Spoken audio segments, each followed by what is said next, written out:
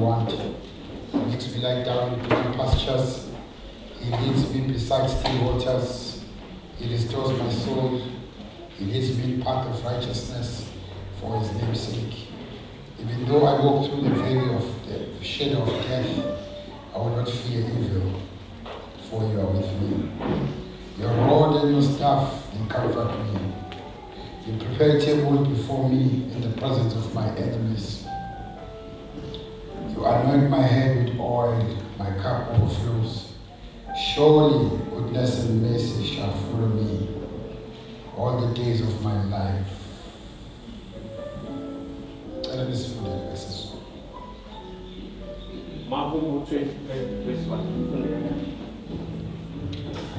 uJehova umalusi wami angikuswela. Uyangilalisa emadlelweni aluhlaza. Uyangiyisa ngasemanzini okuphumula. Ubuyisa umphefumulo wami. Uyangihola ezindleleni zokulunga ngenxa yegama lakhe. Noma ngihamba esigodini sethunzi lokufa, angesabi okubi, ngokuba wena unami. Intonga yakho nodondolo lwakho ziyangiduduza. Ulungisa itafula phambi kwami ebusweni bezitha zami. Ugcoba ikhanda lami ngamafutha, indebe yami iyaqiqima. Impela okuhle nomusa kuyangilandela imihla yonke yokuphila kwami. Ngiyahlala endlini kaJehova kuze kube phakade. Linamandla ababizo lakho liyafika. Abawathunqwele kusenhliziyo yethu khamisele kuwe sonke ngalo. Kulomhliziyo yakho yonke umntwana wakho. Sothula silalele ngoJesu Kristu. Amen. Amen. Semiyela bazalwane ekuseni kwelithi igama likaJesu Kristu. Phakathi kohlelo siyabingelela kakhulu. Bishop wamfundisi abaholi bonke, mfundisi umlambo nogogo. Bonke abaholi abakhona elders and deacons, obaba bonke, omama, abantu abasha abazalwane abaqala ukufika namhlanje. Abazalwane abasebenzi kaJehova ngiyabingelela abasabeli ngegama lenkosi uJesu. Amen. Praise the Lord. Amen. Siyabonga uNkulunkulu bazalwane ithuba esiphala namhlanje kuseni ukuba sihlangane sizozwa izwi lenkosi. The psalm esifundayo is not just a poem. It's a familiar psalm by David to Jehovah Malusi wami. If you want to talk about a shepherd, I don't think there's anyone who wrote about a shepherd better than David.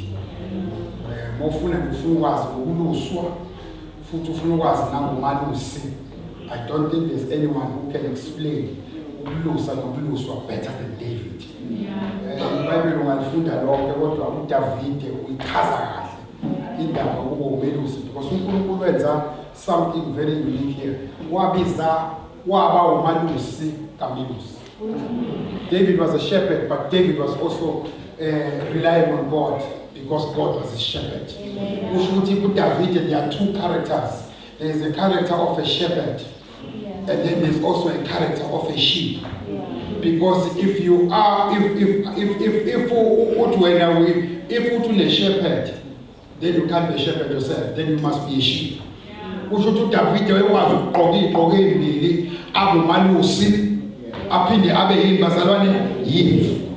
in King Esna, we show please cut us now so much. Umuntu meya wabo umalusi noma yena abekwe kuyona akabesafuna ukuba yimfu. Because wazi ukuthi sengibekiwe sekuyimilo bani bazalwane umalusi. Now uDavide ke kule psalm uyashintsha umalusi aphinde athi nginomalusi.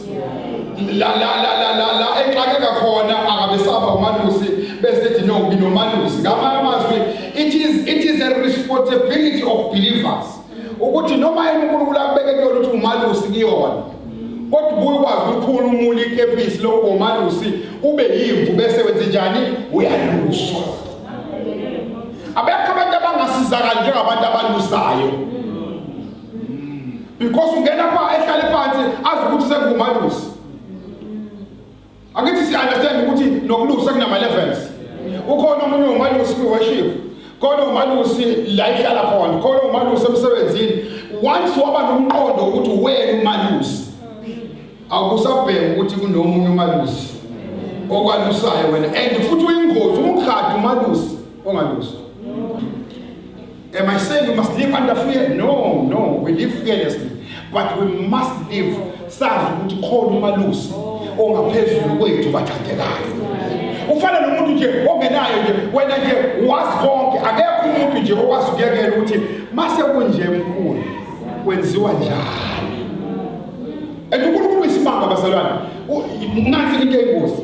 Abantu usually who are better advisors kulaba sebekhulile, abantu thoda akayazi balento ozombuza yona. When uyazi kangcono kunayo. They don't believe getting advice from my father about business. Baba ukushumayela. No, ngiyolisi ngeziqiniso phezulu ngisho. Ubaba ngayena usuma business, ubaba uzazela ukushumayela. But I get advice. Le business uyena, uyazi ngobani? uNkulunkulu umbeke ukuthi abumalusi wami. Mangifika ke ngithi kwenziwa njani mase kunje? Ngabe uNkulunkulu umfaka ehlazweni mayihlule ukumnikeza wisdom. Yokuthi angaluleke bese ngiphume sengitshani sengisindile. But our generation ngeke ibuze bakubuthelezi. Iqale ibheke ukuthi wazi yena le ngokuza yena. Wafika ku standard bani yena lo ngokuza yena. Webazalwane ube nomuntu nje omkhulu ngaphezulu kwakho. Noma uNkulunkulu ukubuseka kanani, umalusi unjani bazalwane unomalusi. Fana bakulu lokubheke kanye ucabanga ukuthi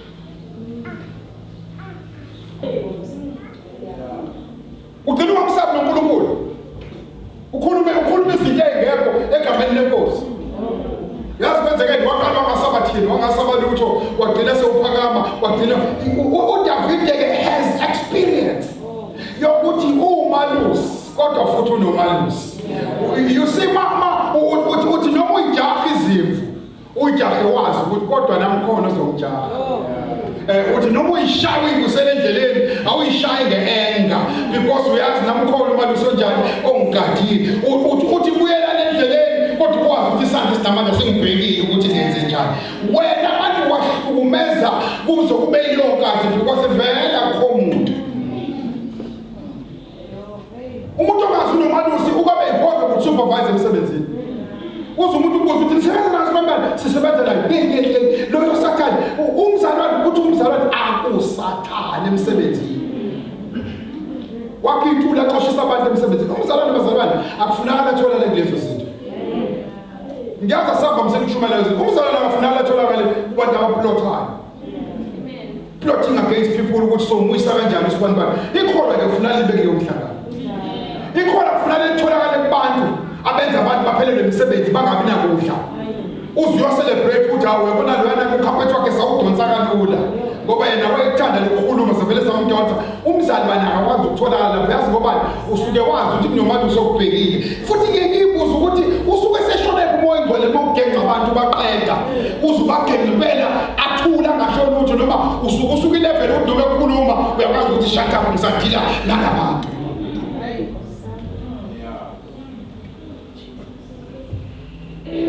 Kulabantu dlamini abayibrightayo ukuthi mina life mission ngeke hanjiswe umuntu ngibona abahamba masuthi yalandela abahanjiswe ukuthi yena ulwa nayo. Ukuthi phela thina akayisofela la. Wena ngathi ngaba ukuthi ufela kuJesu. Hayi akafeli kuJesu, ufele fake mission. Ufele fake mission. Ngifuna abantu abazofela kuJesu abazofela fake mission. Umbuzo uthi awuzofela athi awungeke abahamba phambili kodwa thina so sala sincane. Now David has not a challenge but has a task yokuthi abomalusi kodwa futhi aphinde abheke ukuthi unomalusi. But manje problem kuleli hubo sithola ukuthi sometimes David becomes a shepherd kodwa bese kuye kuvuka ukuthi he is a sheep. Uma ngabe sekuvela ukuba yiship kodwa uNkulunkulu usuke khona eStandby mase kuvuka ukuthi uDavid useyiship angenele uNkulunkulu azothi ngizoba umalusi wakho. Ingakho uDavid aqeda successfully because la kuvela khona ukuthi kambe phela yena ngayona ishepherd nje kuphela kodwa uNkulunkulu uyavele umelusi azopick up malibonke igama lenkosi. So la kule psalm uveza ngokuthi ke la ngikhathala khona I think verse number 3 uthi he makes me lie down in green pastures. Ungamazi la ngikhathala khona because yena umalusi ngoba yena umalusi mase kuvuka ukuthi mina ngiyimvu ngoba imvu buyikhathala kodwa ivela qhamuke bese yangithatha uthi ke ngaleso sikhathi he makes me lie in greener pastures. Uthi uyangithatha uma esebona ukuthi ngiyahluleka bese uyongilalisa emadlelweni aluhlaza. Ukulalisela namadlelo aluhlaza ubumalusi yiko uyaqonda ukuthi kulo malusi kunemvu ngaphakathi. Sekuvuka ukuthi uyimvu sengiyakhathala bese ethi don't worry, remember I'm your shepherd. Bese yamthatha amlalise in greener pastures. Ukubona umzali mayefundisa ingane ukuhamba. Ungani umzali mayefundisa ingane ukuhamba uthi woza ibe laphathi woza akhaya elebele inika izinto eziwoza mayebona ithanda uswitha athi woza ilebelisa kodwa ethi yazi umzali ngeke ayenze lento usuku lonke uyayenza ayenze emva kwalokho abona ukuthi sekathela uband of joy akuthi uband joy akangeke umuze uthi ngikhathele ngihlala phansi ngoba ingane yazi impela izamile nje umzali kodwa ushaya ibali athi akusezame kakhulu bese yamiyeka ahamba umnikeza uswiti uyazenza lapho usethi lie in greener pastures. You have tried your best. I know you are still young. I know you are still a sheep. You are still young. But you are not a main sheep. No more nomsebenza kodwa uswiti wakho bese usithi nani sihleli phansi i-enjoy isiyolinda ngakusasa ukuthi kube kuwe futhi kuzozalwa dayikhathala khona athi naye incenze yakho ncela yasikwenzakalani umzali uhlala irole ukuthi I'm a bigger sheep. I'm a bigger shepherd. When uyimvu kodwa noma uyishepherd basali I want to encourage this morning ukuthi noma uNkulunkulu kubeke ekhaya lakho ukuthi ube ishepherd kodwa makufika la khona ukuba yimvu kwakho ukukhathala khona ungalibeli uphathwa ikhanda ithi Nkosi beka amadlela aluhlaza bese ngiyaphumula ngoba imvu engaphakathi kumina seyiyakhathala. Mina lying to you bathandekayo if I say endleleni kaJesu akukhathaleki yakhathaleka sometimes. We must not preach amanga phambi kwabantu ukuthi no endleleni bishop ukuvuka ekuseni ngenyanga uthi esontweni ngiyaya ngenxa ukuthi ngumzali wakho ngelinye ilanga uvuka ekuseni I can't wait to go to church. We will be lying before God. Must zonke insuku sivuka sesithi asiphuthume. There are days yazi masila phambili sifakaza amanga. There are days lapho ni makeup uyifaka bona uthi kodwa nayo makeup eyifakwe lana ngoba ngabe ngilele. But there are days la ufaka bona makeup uze uthi hayi siyomkhonza namhlanje yasibenzeke it's a good day. But some days we get tired. Ukushumayela uJesu ezifu akukhathali is a lie. Futhi uma ushumayela uJesu ezifu akukhathali ulimalela nabantu osakhathele. Wathola ngoku uJesu webekhathala ngesonto. No, yakhathala.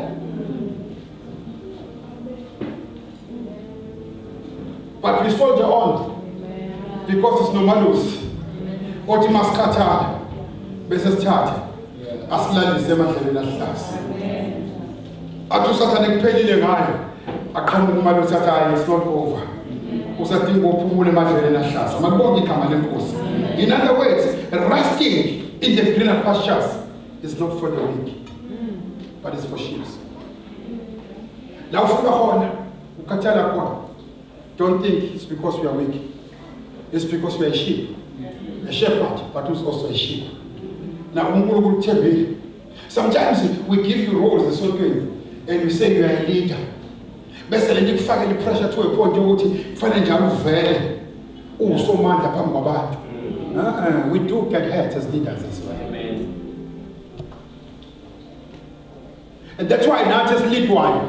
When you approach a leader, you must be able to see which season the leader is on. Ungathi bayiphendulela belide bese uthi iroute leader no ayikho route mhlawumbe ufikele esikhathini lapho ledinga ukuhlala emadleleni aluhlaza. Athi bayikhuluma nawe bese uyabona namhlanje uma usibani bani engathi akamnandi kahle bese uyamdedela. Ngesonto elandela mobuyela ke mise happy yasikwenzekeni ufikile uJesu wamthatha umbeka emadleleni aluhlaza. We must live our lives we did reality singakho umbishop athi hawu ngani yami ngase ngakuthanda maye ngashongo ngaloyo langa don't assume ukuthi she's angry. Don't assume ukuthi akasakuthandi umfice edinga yakama-green pastures ayophumula. In fact bawukhulume naye weza ukuthi namhlanje ngathi uma akekho mnandi owakho umsebenzi ukuthi ngenelela abantu usumthathe umbeke emadleleni aluhlaza bangaze bambone engeke esimeni sokujabula mbeke emadleleni aluhlaza because she is your lilayo. Ibandla labafanele babisiba lazi ukuthi babisiba bafanele libambe uphelo. Babisiba yena akafunaka lapha komkhuhlane. Masufonele wathi kushoniwe nje kufanele libambe uphelo. There are cases. Lana he is human. Na lethi ngakhuluma usathi inkosi awunalisa amandla akuhlaza ukuthi uphumula kancane. Let us live our lives. Sibe realistic. Ngelila ngasithembisa uzosigidisa sijuluke sibe manzi. Ngelila ngasemini mathitha usigidise uhluleke ngisho usigidise. Kwenzakaleni ungazi ungaphumi nesithombe sokuthi usithe engathi useyitshela akayitsheli, he is human. Ngiyabuka labantu abadelela ama-asha understand ukuthi they don't understand omele usuphinde nawulusu. Lalela ukuthi wenzani uDr. Utheni. Uthi la ngikhathala khona it puts me in the greener pastures. Nansi into ayenzayo. Akagcini ngokubeka in the greener pastures. He knows ukuthi la ukade ukhona uwile. Yingakho ekulalisema greener pastures. Akakuvusi bese ethi hamba. Kodwa uverse 4 kola uthi he restores my soul. Ngamanga sithi before uqhubeke uyolusa. Ake ngiqale ngikubuyise. Ngikubuyisele la kade ushone khona. Ngamanye amazwi asilale siphela shiye kanjalo. Kodwa he restores. Ukuze umuntu osibone ngayizolo sesibuya ama-green pastures. Hawu usungcono ngibuyele khona la kade ngikhona because he restores my soul. Amen.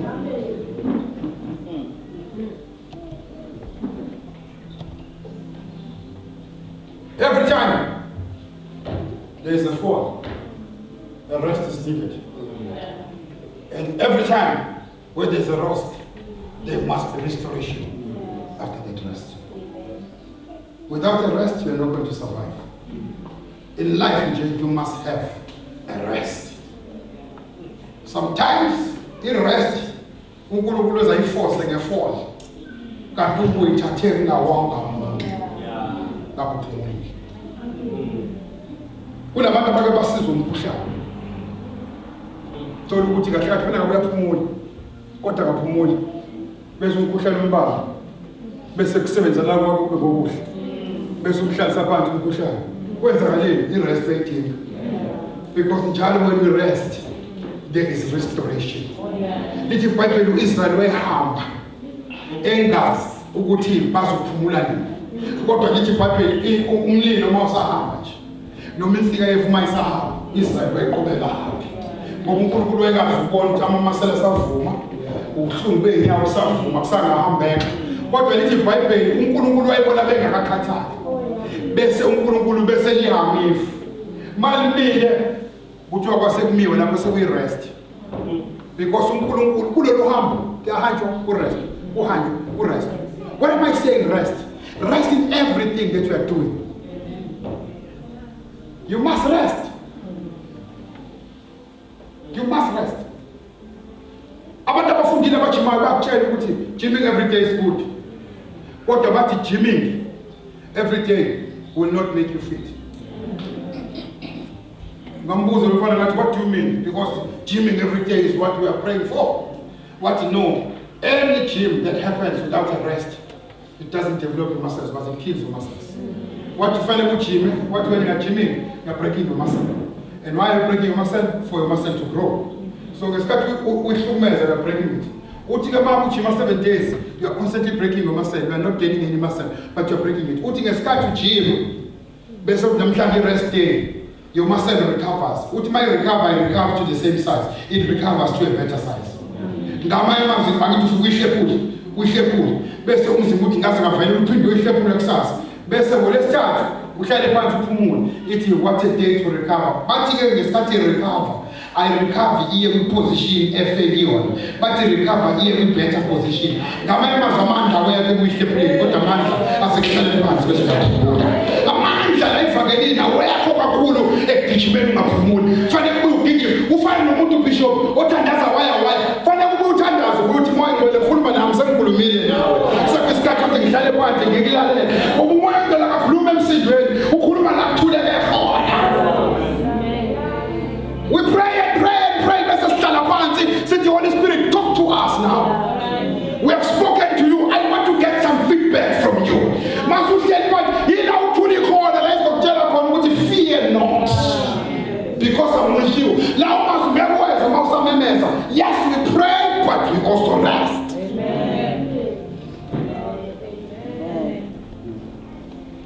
Uyithatha from the Bible. It is one of the very foundational principles that were laid by God. Uthi uNkulunkulu indaba yokuphumula bishop uyithatha serious ngendlela yokuthi kwakufa abantu befela ukuthi banqabe ukuphumula. Wabeka abaFarisi ukuthi bagada abantu ukuthi ngesabatha bazalwane wangavumelekile nokuthi ubasumlilo. Ngesabatha ongakwazi ukuhamba usuke la ngiyakamyeza bakuthiwa uyapi. Uthi no ngiyovakatha kuthiwa but nje uhambo uyasebenza. Your muscles are working. It is the day for rest. uNkulunkulu wabeka umthetho wathi lokujima 6 days kodwa usuku lika 7 anenzi lutho nenze njani niyaphumula. Why do we rest? We rest because when we rest then God works. When we are at work God is resting, but when we rest then God works. We work by praying and say, Father, we trust you. Ukuthi wena ufrikele la ingekho khona. Wena uNkulunkulu wazi ukuphilisa indonga ezibekwa abantu. Wena uNkulunkulu wazi ukuletha okubulalayo sikudle kodwa singafi. When we are still saying it, He's resting. Kodwa masiqeda sithi siyaphumula kuwena. Sesingene ekuphumuleni okuphelele bese it's my turn to work. God does not work with you same time. God wants you to work and rest and then you do the work.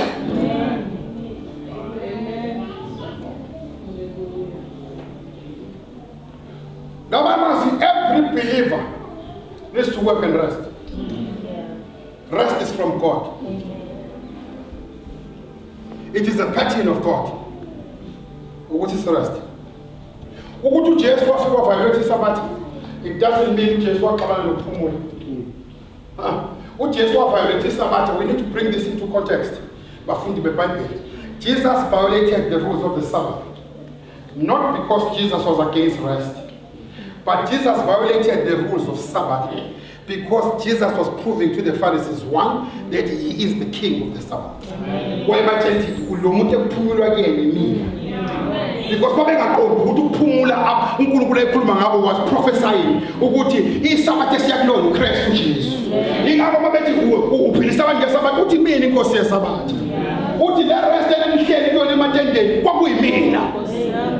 so why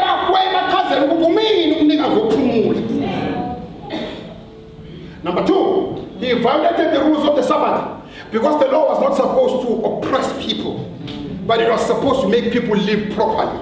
But in law, you see,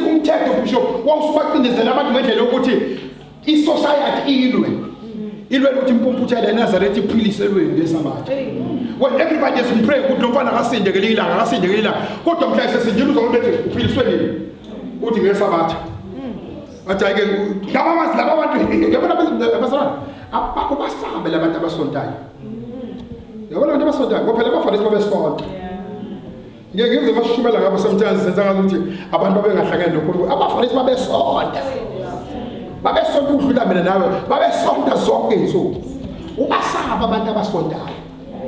because abantu abasondayo yazibenzana bayakwazi ukuthi babe nosathane to a point ukuthi laba abantu ngendlela bebekhacuza ngayo uJesu wokuvulela yakho amehlo. I can tell you now babumlamo babefisa ukuthi uJesu akabuyisele umpumputhe bakhe amphilise ngomsombuluko not ngesabatha. Abantu abasondayo kunokuthi baselebrate ukuthi uphile nomfana kade sifuna aphile bathi umphilisele ngesabatha. Can you believe uyobuza umuntu ukuthi uphumile ekhanda ukhulelele babusile bekuyisona hayi was what went down. Can you believe telling somebody as a child of God? So Jesus demolished the Sabbath because we must develop a posture of entering the permanent rest from Gulu. We must develop a posture.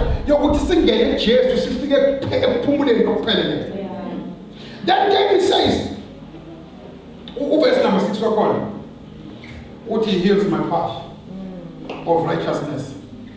What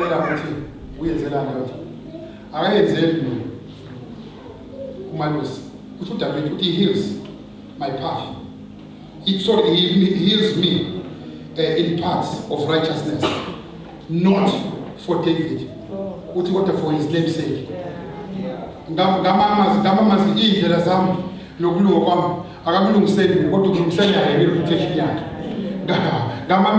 he, as a shepherd, he put his reputation at stake. Uthi Davide lento ukukhuleka makabe impilo yakhe ingazange ibe impumelelo abantu ngeke bablame wena kodwa bazoblame mina kusho ukuthi uMalusi lo esihamba naye unqamela ukuthi kube uyena ohlelwa isithunzi sokuthi impilo yakhe iyaqikizela kunokuthi wehle sakhe isithunzi akasho ukuthi uya on your own kodwa uthi weDavide mina nginqamela ukuthi kube esami isithunzi esiphazamisekayo.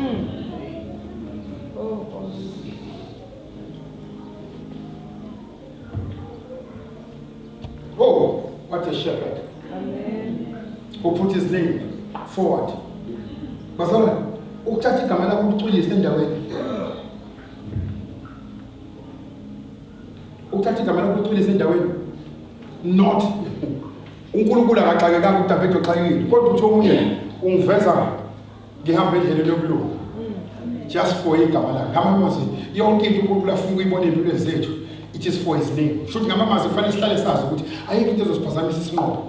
Ngenxa ukuthi wenzelani igama lakhe. You see mase kuMalusi bazalwane. Nabantu abathi sebeqedile kodwa bafuna uMalusi sibekelele. Sithi kusekhona uMalusi phakathi kwethu. Nabantu abathi seyaphela ngecareer yakho bese ubatshela ukuthi hayi angisafikanga ngedwa. Sangifika nami ndo nama ngizimele khona ongibisile.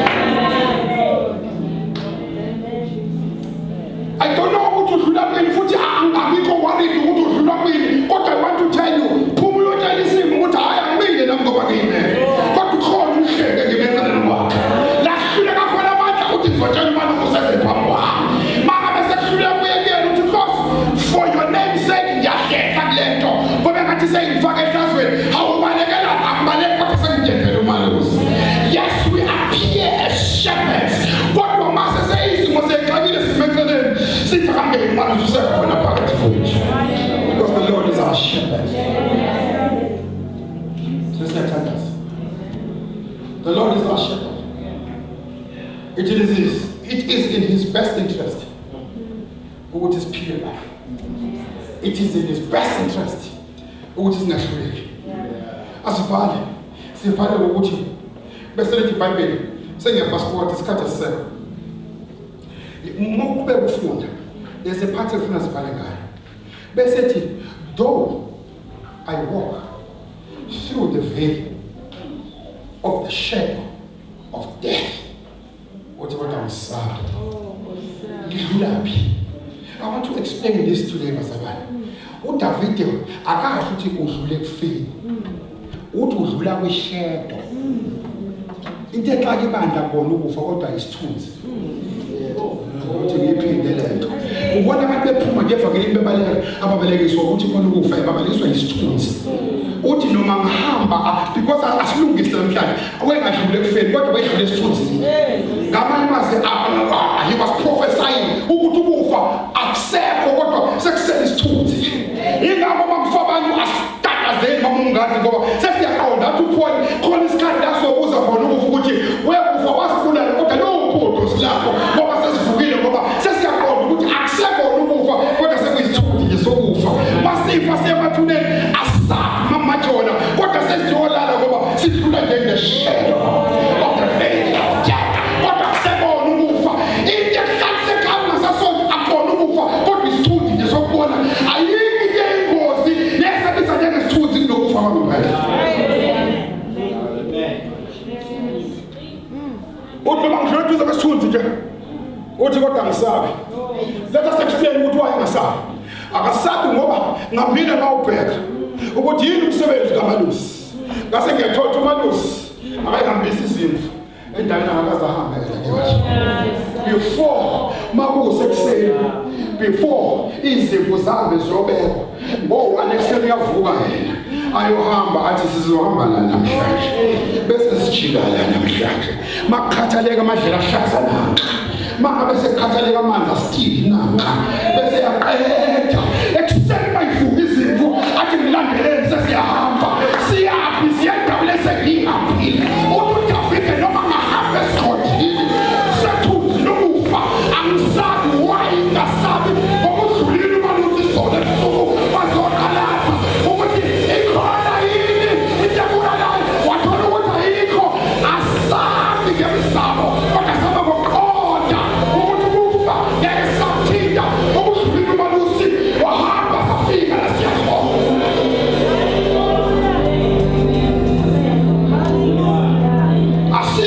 la singazikhona kodwa siyendaweni abantu sesebuyakhona lithi ibhayibheli mhlawumbe ngasekelwa uJesu wabethelwa kanye nathi esiphambanweni ngamanye amazwi asiphile impilo engakenzeki siphile repeat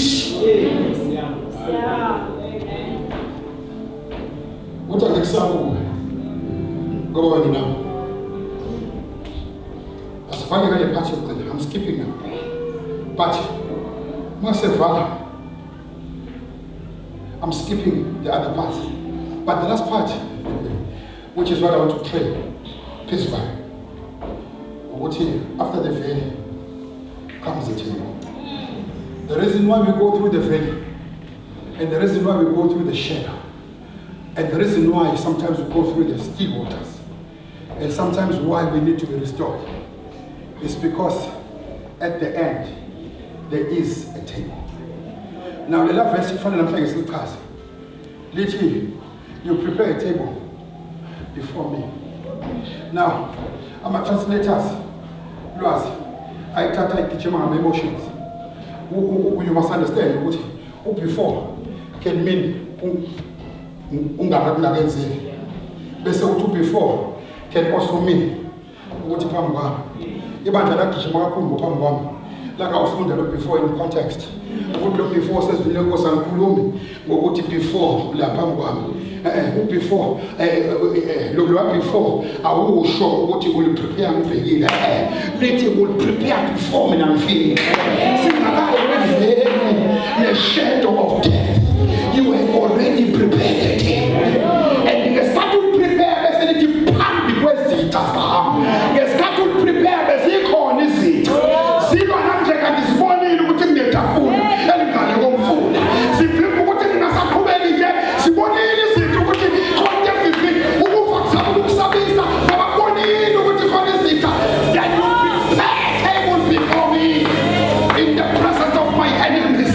Gamanamasi, Baranam Dashos Bias. What in the definite such a blue cutter, it was a fair, but we are putting the food. That's the thing goes. Because